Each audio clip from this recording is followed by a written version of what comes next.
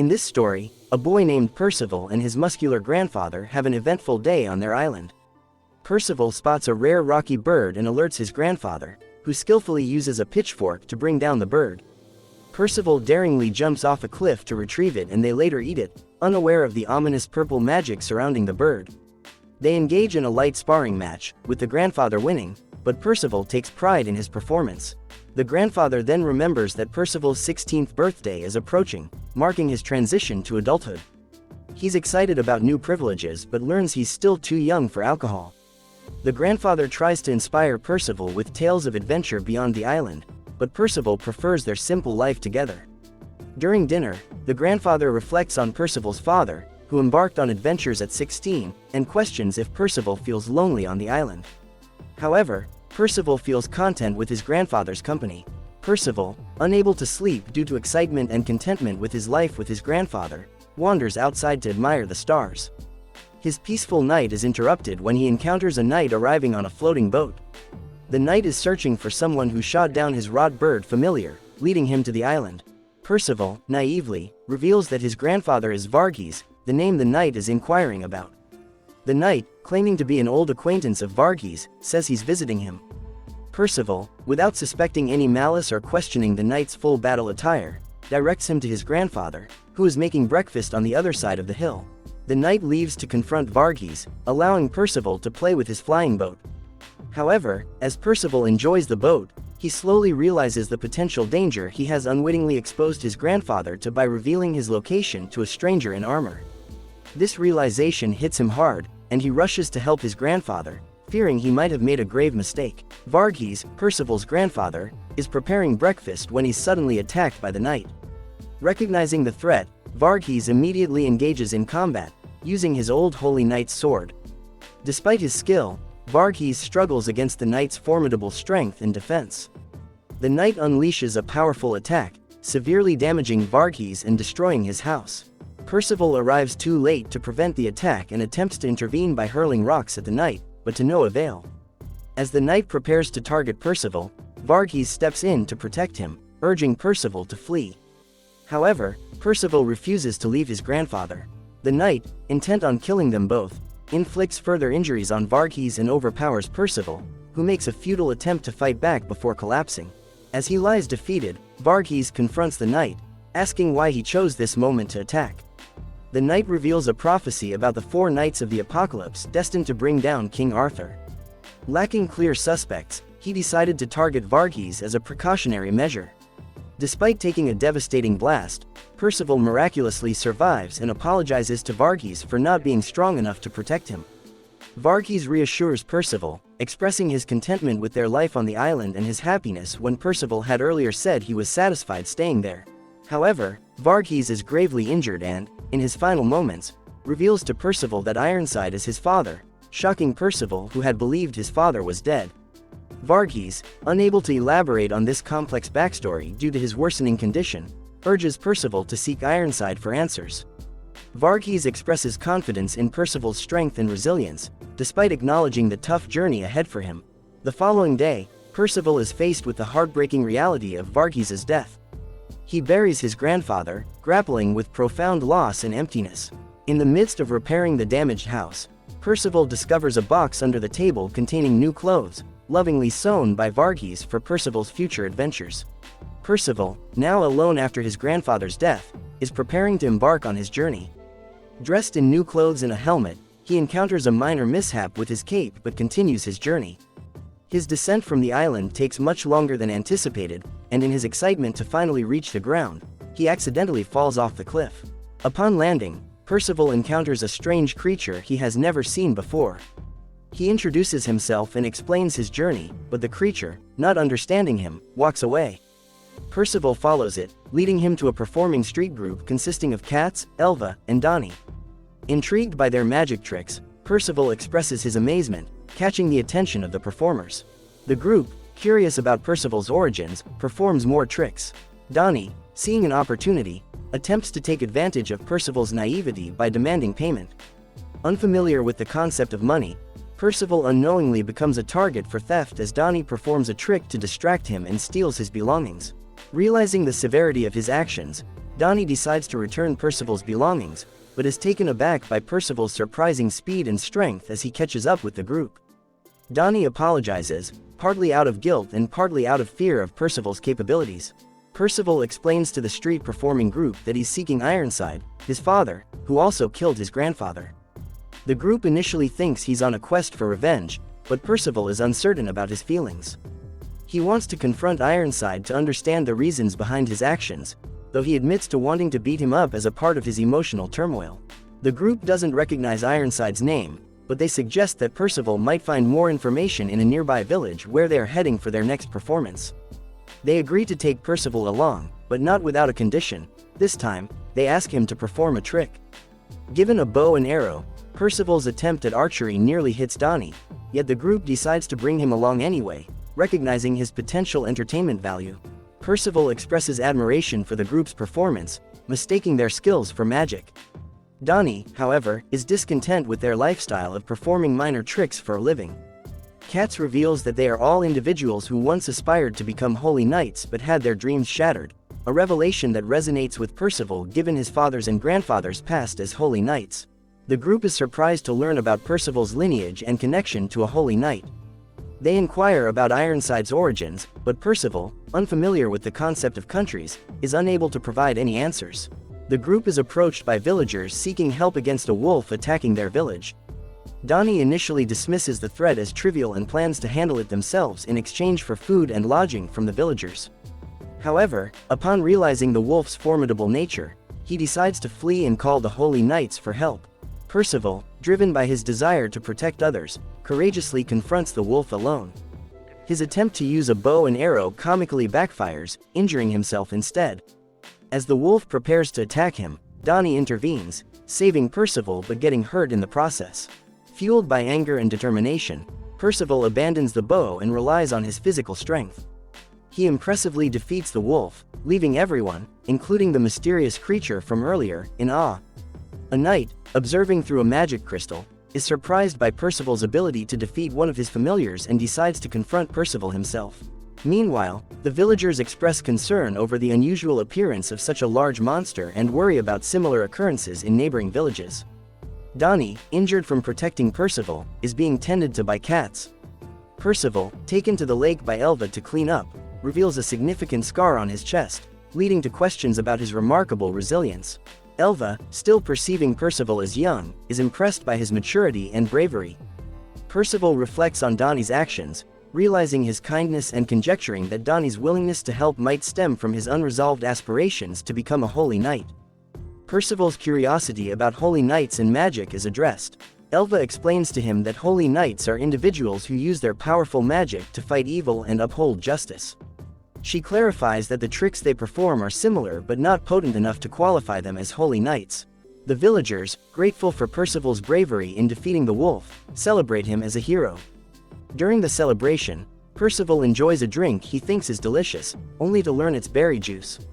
This leads to a humorous exchange where Elva points out that Percival, like her, is only 16 and too young for alcohol. As the festivities continue, Percival inquires about Ironside, but no one seems to know of him. His frustration leads him to loudly call out for Ironside, which catches the attention of a holy knight named Peligard. Peligard reveals he's searching for the person responsible for killing his familiar, expecting Percival to be dead. He also inquires about Varghese, Percival's grandfather, but learns of his demise. Katz, recognizing Peligard's status as a holy knight, attempts to intervene but is aggressively rebuffed. Peligard then discloses his connections to both Percival's father and grandfather. Percival, impatient for answers about Ironside, challenges Peligard, leading to a standoff. The villagers wisely distance themselves from the impending conflict, sensing the danger of the situation. In this intense confrontation between Percival and Peligard, the battle escalates with both physical prowess and magical abilities being displayed. Percival, initially unarmed, manages to impress Peligard with his strength and agility, even pushing back the heavily armored knight. Percival sets the terms for the fight. If he wins, Peligard must reveal Ironside's whereabouts. Peligard, however, has his own conditions. If he wins, Percival must agree to train under him. The fight continues with Peligard using his mace and Percival demonstrating remarkable resilience and refusal to yield, even under a barrage of punches. The turning point comes when a young boy's encouragement helps Percival unlock his magic power, surprising both himself and Pelagard. Pelagard, now aware of Percival's newfound magic, urges him to use it to its fullest. The battle intensifies with Pelagard deploying his pyre magic, controlling a fireball that persistently targets Percival. Despite his best efforts to dodge and counter, Percival finds himself in a dire situation when Pelagard's magic sets him on fire. The fire, with the property of never extinguishing until the target is reduced to ash or Pelagard stops it, leaves Percival with no choice but to consider surrendering. Showing incredible resilience and an innate ability to control his newly awakened magic, he uses it to shield himself from the fire, surprising Pelagard with his rapid adaptation and control. Pelagard, impressed by Percival's ability to spread the magic across his body, urges him to surrender to prevent severe damage. However, Percival's determination and magical prowess manifest in creating mini-versions of himself on Pelagard's arm, restraining his fire magic. Despite being badly burned, Percival miraculously begins to heal himself, leaving Pelagard baffled and suspecting that Percival might possess the rare hero-type magic. As Pelagard contemplates the implications of Percival being one of the prophesied 4 Knights of the Apocalypse, Percival unexpectedly punches him, demonstrating both his physical strength and control over his magic. Pelagard acknowledges Percival's remarkable talent but remains determined to not let him go due to his potential and the dangers he faces. Recognizing the disparity in experience and power between the novice Percival and the seasoned Holy Knight, Donnie intervenes using his levitation magic to lift Pelagard into the air. He urges Percival to flee, understanding that Percival, despite his exceptional abilities, is not yet ready to confront a Holy Knight like Pelagard in a serious battle. Percival's determination to confront Pelagard and find Ironside leads to a tense standoff. Despite Donnie's intervention to aid Percival, Pelagard, frustrated with the interference, unleashes a massive fireball to escape Donnie's levitation magic, inadvertently injuring him in the process. Pelagard, though reluctant to harm innocents, justifies his action as a response to Donnie's meddling in his duel with Percival. As Pelagard prepares to resume the fight with Percival, the mysterious creature Percival encountered earlier intervenes, using a magic spell stone to teleport them away from the village. They find themselves atop a distant landmark known as the Dragon's Backbone, over 30 miles away. The creature, revealed to be a talking fox, advises Percival against returning to the village, reasoning that Pelagard was only there for Percival and would likely leave now that he's gone. The fox then unveils crucial information about the larger conflict at play. Pelagard is a knight serving an evil king, tasked with locating and eliminating the prophesied 4 Knights of the Apocalypse. The fox, from the future, seeks to assemble these knights, including Percival, to counter the powers of the Holy Knights representing famine, pestilence, war, and death. Percival is identified as the Death Knight, one of these Apocalypse Knights. Meanwhile, at the Holy Knight's base, a meeting is underway to discuss the Knights of the Apocalypse. Pelagard reports that all these knights are currently young boys, and the group has some leads on their appearances, including one with golden magic, one with dual-natured eyes, and one with green, wing-shaped hair. Ironside regrets not ensuring Percival's death, while Pelagard sees potential in Percival and suggests training him as a holy knight to prevent him from becoming one of the Knights of the Apocalypse. Ironside, however, is wary of this idea due to the prophecy stating Percival could destroy the world. Percival, after learning about the prophecy from the fox, nonchalantly believes he can simply avoid fulfilling it. The fox informs him that the Holy Knights, including Ironside, are in Camelot, a place thought to be destroyed but still existing in an inaccessible manner. To reach it, they must travel through the kingdom of Leonis. Donnie is initially hesitant but agrees to accompany Percival on this journey, along with the fox, named Sin. As they prepare to leave, Percival and Donnie decide to hunt for food. Remembering Percival's lack of skill with the bow, Donnie opts to handle the hunting himself. Meanwhile, Percival explores a gorge filled with monsters, showcasing his strength by effortlessly handling them. Simultaneously, Donnie's hunting attempt goes awry when he accidentally hits a giant nun with an arrow. She dismisses the injury as minor, but soon they learn of the dangers lurking in the gorge Percival entered, heightening the urgency and danger of their situation. Percival encounters the mad herbalist, Nations, after hearing a scream in the gorge. Nations is notorious for his dangerous experiments on living creatures, leading to the transformation of normal beings into monstrous forms. Percival rescues an imprisoned orange figure but is caught off guard and injected with a mysterious substance by Nations, causing him to lose consciousness. Meanwhile, Donnie and the others are searching for Percival, but fairies in the area warn them about the dangers posed by Nations. The fairies recount witnessing Nations' cruel experiments, including one where he turns a bunny into a monster, highlighting his disturbing and unpredictable nature. As they rush to find Percival, he awakens, finding himself tied to a chair in only his underwear, which confuses and alarms him. Nations, surprised by Percival's rapid recovery from the tranquilizer, plans to continue his experiments on him. Percival, distressed, pleads for the return of his helmet and cloak, sentimental items from his grandfather. Nations reveals he has burned Percival's clothes due to their tattered state but has kept the helmet and cloak, recognizing them as powerful magic items. He then proceeds to inject Percival with another unknown substance, causing his hair to grow uncontrollably. Despite his frustration about not being able to fit his helmet, Nations is more interested in the potential agricultural applications of the drug. Percival confronts Nations about harming a fairy, but Nations insists it was self-defense, explaining that the fairy attacked him first. Percival's suspicions about Nations biting the fairy are dispelled when Nations reveals his habit of biting his lip when excited, a habit his sister also pointed out. Meanwhile, the narrative shifts to Nations' sister, the giant girl being pursued by tree monsters.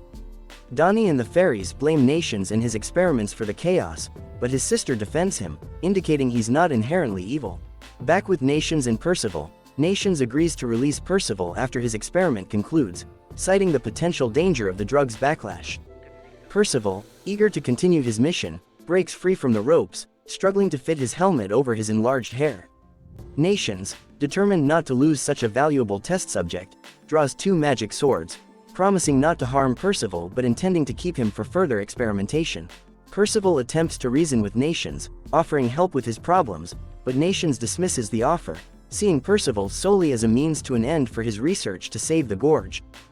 After a mishap causes Nations' carefully prepared drug to spill, Percival, in a surprising move, drinks the mysterious potion. Despite the risk of potential harm, the drug gives him a massive energy boost instead of causing harm. This unexpected outcome not only demonstrates Percival's fearlessness but also his willingness to help Nations with his goal of saving the gorge. Nations is taken aback by Percival's reckless but well-intentioned action and thanks him for his assistance. He then introduces himself and, in a parallel act of trust, consumes the remaining potion, collapsing shortly after. When Donnie and the others arrive, they are shocked by Percival's transformed appearance and learn of the recent events. However, the fairies are skeptical of Nations' intentions and reveal more about the mysterious Ordo, a doctor who once lived in the gorge and had a significant impact on Nations. Ordo's disappearance is revealed to be the catalyst for Nations' experimental endeavors. The fairy that Percival had earlier freed from Nations' house plans to use a monster named Ordo to destroy the forest. Nations, awakening from his coma, is immediately determined to distribute the drug he developed to save the gorge. However, he faces hostility from the fairies, who, unaware of his true intentions, attack him with stones. Percival intervenes, defending Nations and his efforts to save the gorge, causing the fairies to reconsider their actions. As the situation worsens with the appearance of a deadly purple fog that begins killing all life in the gorge, Nations reveals his unique magical ability. He can replicate any drug he has previously ingested, a skill crucial for the current crisis. With no time to waste and the drug supply depleted, Nations uses his magic to recreate and disperse the life-saving drug throughout the gorge. This act not only showcases Nations' magical prowess but also reflects his deep understanding of medicines and poisons, a philosophy he attributes to Orb, presumably a mentor figure. The situation in the gorge takes a complex turn. After Nations' efforts to save the forest, the fairies apologize for their previous hostility, recognizing his good intentions. Nations acknowledges his part in the trouble, admitting that his experiments did inadvertently turn some animals into monsters. The story then reveals that the problems in the gorge began escalating after Orb's disappearance, prompting Nations to start his experimental work. It's noted that Nations' success in developing a cure was largely due to Percival's involvement in testing the drug. As they delve deeper into the cause of the forest's deterioration, they speculate that a mysterious hole in the gorge might be contributing to the crisis. This leads to the appearance of a monstrous version of Ordo, who Nations recognizes as someone he greatly missed. However, Dolores, recognizing the danger, prevents Nations from approaching the creature. The monster, driven by a destructive impulse, releases a poisonous fog that further damages the forest. In a desperate attempt to stop Ordo, Nations confronts the creature, only to be nearly crushed. Dolores intervenes, saving Nations but getting injured in the process. The revelation that the fairy Percival had previously released was responsible for transforming Ordo into a monster highlights the unintended consequences of Percival's actions. Nations is devastated to learn that his grandfather, Ordo, was subjected to such a transformation. Percival, feeling responsible, vows to help restore Ordo to his normal state. And that's the end of our video. To see more, don't forget to subscribe to the channel and turn on notifications. Thanks for watching. Until next time, take care.